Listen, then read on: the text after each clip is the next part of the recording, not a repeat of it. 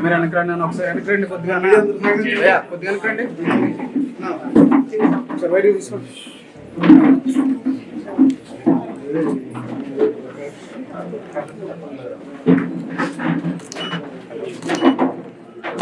Okay ma'am, నువ్వు అడ్డంగా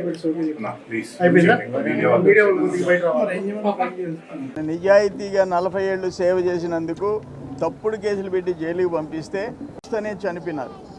అటువంటి వాళ్ళని పరామర్శిస్తూ నిజం గెలవాలని మేడం భువనేశ్వరి గారు, నారా భువనేశ్వరి గారు వాళ్ళందరినీ పరామర్శించి వాళ్ళ కుటుంబానికి ఎంతో కొంత తోచినంత సాయం చేస్తూ పోతుంది. నేనేమంటానంటే నిజం గెలవాలి.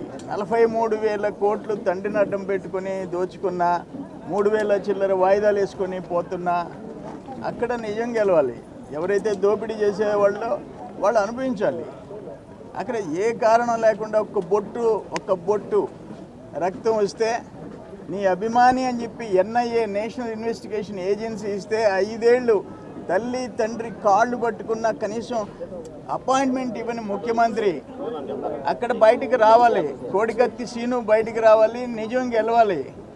ఇక్కడ ఆల్మోస్ట్ 2,13,000 మందికి స్కిల్ డెవలప్మెంట్ ట్రైనింగ్ ఇచ్చి 75,000 మందికి ఉద్యోగాలు కల్పించి ఏ రూపాయి మిస్యూజ్ లేకుండా మొత్తం తినేశారు అని చెప్పి బాబు గారిని జైలుకి పంపించారు కదా.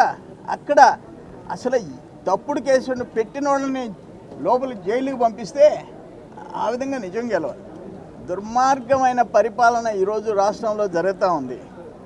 ఇటువంటిది బహుశా నియంత పరిపాలనలో కూడా మనం చూడలే. నక్సలైట్లు ఎందుకు వచ్చారు? ఇటువంటి దుర్మార్గులను ఎదుర్కొనేదానికి వచ్చారు. అది పరిస్థితి.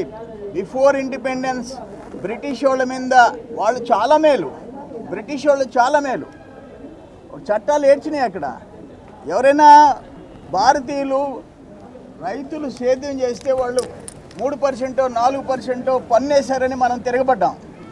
ఇక్కడ దోపిడీ.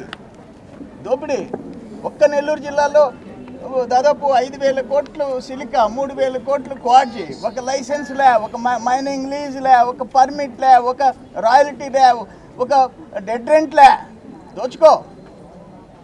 ఎక్కడున్నాయి చట్టాలు ఈ రాష్ట్రంలో? అందుకని ఆ తల్లి నిజం గెలవాలని జరుగుతుంది. డెఫినెట్గా నిజం గెలిచి తీరాలా. ఈ దుర్మార్గులు జైళ్ళల్లోకి పోవాలి.